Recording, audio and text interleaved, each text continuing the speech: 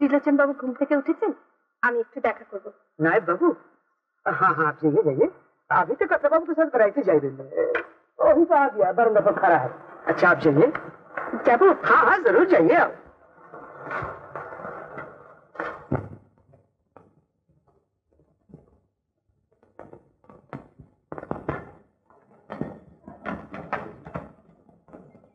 কি চাই মা? আগে স্কুল বোর্ডের সেক্রেটারি রমানাথ বাবু আমাকে আপনার কাছে পাঠিয়েছেন। রমানাথ বাবু পাঠিয়েছেন? এসো মা, এসো এসো।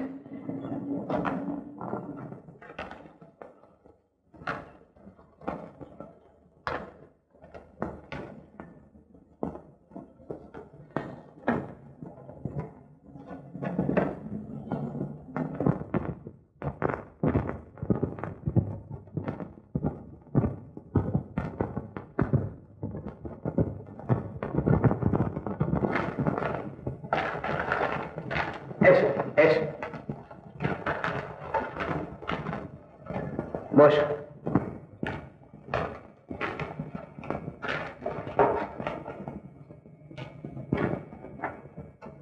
এইবার বলো তোমার কি দরকার? তোমার এবার কর্ত্রী ঠাকুরকে দেখাশোনা করা আর সবসময় সঙ্গে সঙ্গে থাকার জন্য আপনাদের একজন মেয়ের দরকার। সেই জন্য এত সকালে এসেছো মা? এখন তো কর্তাবাবুর সঙ্গে দেখা হবে না, 10টার থেকে 12টার মধ্যে তার সঙ্গে দেখা হবার সময়। কিন্তু দেরি করতে আমার সাহস হলো না। এই কাজটা না পেলে আমার যে আর কোনো উপায় নেই। দেখুন, আপনি আমার বাবার মতো, আমার এই কাজটা দিন। কাজের প্রয়োজন তোমার খুবই বেশি, বুঝতে পারছি, কিন্তু সে কাজ তুমি কি পারবে মা? আমি নিশ্চয়ই পারবো, আপনি আমার কাজটা দিন।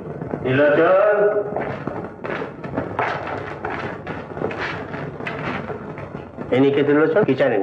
বৌরানীকে দেখাশোনা করবার জন্য কাজটার কাজের জন্য এসেছেন? এখন কেন? না না, এদের দ্বারা সব কাজ হবে না। কাজের জন্য এসেছো তো বিজ্ঞাপনটা ভালো করে পড়তে পারেনি, তাই তো?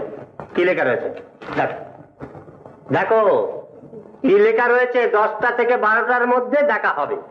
বিজ্ঞাপন আমি পড়িনি। স্কুল বোর্ডের সেক্রেটারি রমানাথ বাবু একে পাঠিয়েছে।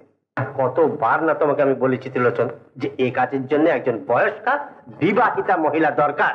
এই কথা তো সবাইকে জানিয়ে দেওয়া হয়েছে, বিজ্ঞাপনেও তো তাই লেখা আছে। লেখা আছে, তাহলে এই কম বয়সী মেয়েকে দিয়ে সে কাজটা চলবে কি করে? পারবে কেন? আমি পারবো, আপনি আমি যে কোনো কাজ দিন, আমি পারবো। দিন রাত 24 ঘন্টা কাজ করতে হবে, ছুটি টুটি মিলবে না। আপনি দয়া করে আমার শুধু একটু সুযোগ দিন।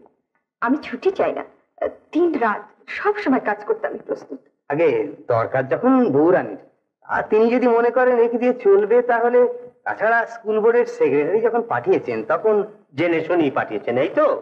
তো বেশ, উপরে পাঠিয়ে দাও। ইনি যদি মনে করেন যে একে দিয়ে তার কাজ চলবে তো রাখুন তিনি, আমার কিন্তু তা মনে হয়। দেখো, চলো আমার এসো।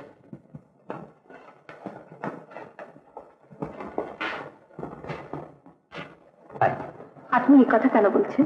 অনাদি প্রসাদের বাইরের রুক্ষ রূপটা দেখে সবাইকে তাকে ভুল করে মা। অন্তরে যে কত অসহায়, কত দুর্বল, সে খোঁজ কেউ নেয় না। ওর বাইরের দুর্ব্যবহারটাই সকলের নজরে পড়ে, তাই সবাই তাকে ভুল বুঝে চলে যায়। এই যে মতির মা, একে গিন্নি মার কাছে নিয়ে যাও। যাও মা।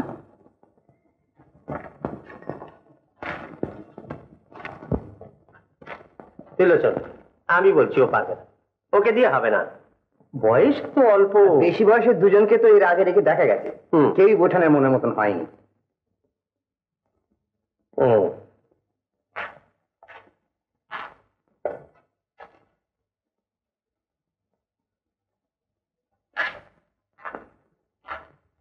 মেয়েটির খুবই অভাব বলে মনে হয়।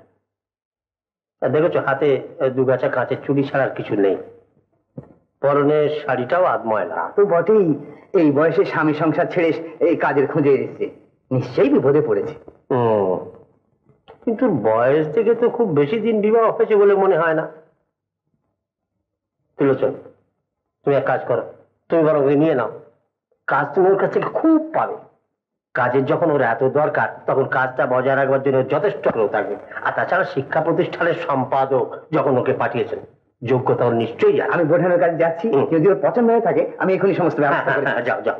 শোনো শোনো, যদি দরকার মনে করো কিছু অগ্রিম টাকাও বরং চোখে দিয়ে দিও। হ্যাঁ, আর ত্রিলোচন, একটা জিনিস লক্ষ্য করেছো, ওর মাথায় কিন্তু সিঁদুর নেই। ও আজকালকার মেয়েরা সবাই সিঁদুর ব্যবহার করে না। হ্যাঁ, মডার্ন হয়েছে সব।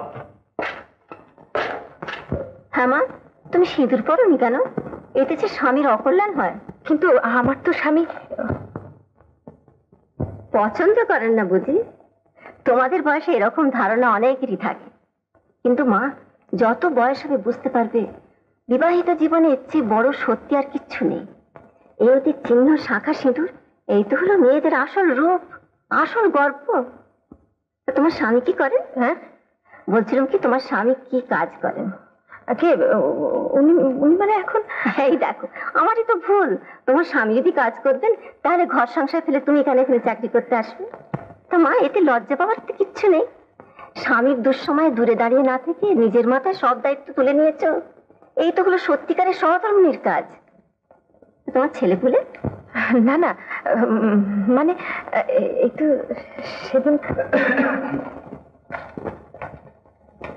বোঠান, এই মেয়েটিকে দিয়ে আপনার কাজ চলবে কিনা কর্তাবাবু জানতে চাইলেন। আমি এক্ষুনি যাচ্ছি, তুমি যাও ঠাকুর। আপনি যা বলবেন আমি তাই করবো। আপনি তো আমায় তাড়িয়ে দেবেন না? আমার আর কোনো উপায় নেই, সবাই আমার মুখ চেয়ে বসে আছে। আমি কেমন করে ফিরে যাব? না না, তোমাকে কোথাও ফিরে যেতে হবে না, তুমি আমার কাছে থাকবে। মেয়েটা কে রে? একে গিন্নিমার কাজের জন্য এসেছেন। বল হয়েছে এগে যাক, মামিমার তাহলে আজ একটু বুদ্ধি শুদ্ধি হয়েছে। কতগুলো ওল্ড হ্যাগ নিয়ে কদিন ধরে একেবারে। মেয়েটা বেশ সুন্দরী মনে হচ্ছে রে। এগে এই যে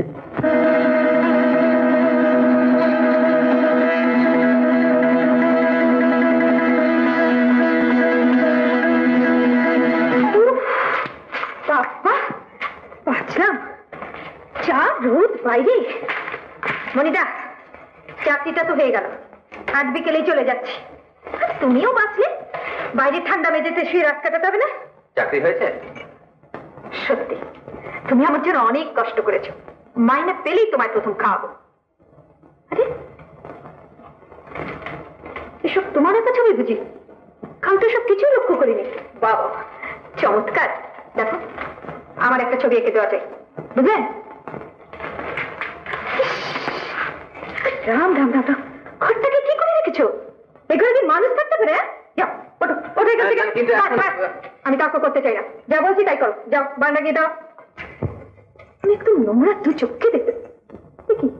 এখানে কেন দাঁড়িয়ে রইলে? তুমি বারান্দায় যাও না।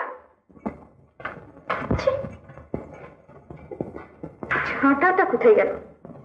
যেমন ঘর তেমনি সব।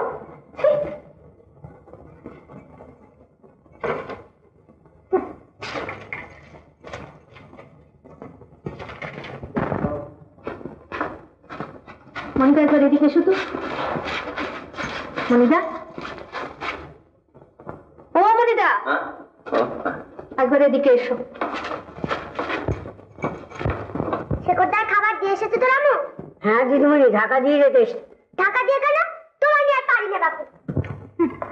আর্টিস্টদের নাকি শুনেছি কোনো দিকেই খেয়াল থাকে না। তোমাকে কিন্তু সে অপবাদ দেওয়া যায় না। সকালবেলা না চাইতে চায়ের ব্যবস্থা করেছো, আবার এসেই যেতে পাই, খাবারও ঢাকা দিয়ে রেখেছো। সত্যি মনিদা, তোমাদের সব দিকে নজর আছে।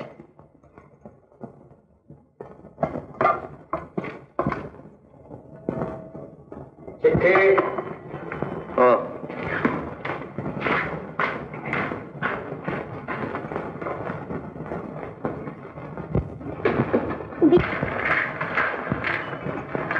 এত তাড়াতাড়ি খাওয়া হয়ে গেল? মনিদা, কাল তোমাকে দেখে বোকার মতো ভুল করে কেমন চেঁচিয়ে উঠেছিলাম বলো তো? ভুল হওয়াই তো স্বাভাবিক। ঠাট্টা করছো? ভুল হতে পারতো যদি পরিষ্কার করে দরজার গায়ে তোমার নামটা না লেখা থাকতো। যদি বলি যে তবুও ভুল হয়েছে? ভুল এমনি হলেই হলো, নাম নম্বর রাস্তা সব জেনে তবে আপনার ঘরে ঢুকেছি, জানেন মশাই? আর ওপর থেকে ছোট মেয়েটি এসে দরজা খুলে আমাকে ভেতরে বসতে দিল। ভুল হবার জন্যই মনিদা। ভুল সত্যিই হয়েছে শান্তি দেবী। আমি মনিদা নয়, আমি শেখর। কি বলছো তুমি? আমি ঠিকই বলছি। মণিবাবু মাসখানেক আগে ঘর ছেড়ে চলে গিয়েছেন, তারপরেই আমি এখানে এসেছি। তুমি মানে আপনি মনিটা নন? না, তবে এই কথা কাল কেন আমাকে বলেননি? কাল এ কথা জানলে রাত্রে আপনি এখানে থাকতে চাইতেন না। অথচ এ শহরে আপনার পরিচিত এমন কেউ নেই যার ওখানে গিয়ে আপনি রাত্রের মতো আশ্রয় নিতে পারেন। তাই দয়া করে আপনি আমাকে আশ্রয় দিয়েছিলেন। কিন্তু কে চেয়েছিল আপনার দয়া? না না, দয়া নয়, আপনার মনিদা থাকলে যা করতেন আমি শুধু সেইটুকুই করেছিলাম। কিন্তু কিন্তু কেন আপনি আপনার পরিচয় গোপন করেছিলেন? তো আমি তো আপনার কোনো অমর্যাদা করিনি। অপরিচিত অনাত্মী আমি আপনার ঘরে রাত কাটিয়েছি, এ কথা খাটা করে হয়তো পাঁচজনকে বলে বেড়াবেন, বাহবা পাবেন। আপনার মতলব বুঝতে আমার এতটুকু বাকি নেই। আপনি আপনি নিজ আপনি তোর। আপনি আমার প্রতি অবিচার করছেন শান্তি দেবী। বিশ্বাস করুন যে আমি আপনার কোনো কথা আমি বিশ্বাস করি না। আপনি যা করেছেন তার জন্য আমি আপনাকে কোনোদিন ক্ষমা করতে পারবো না।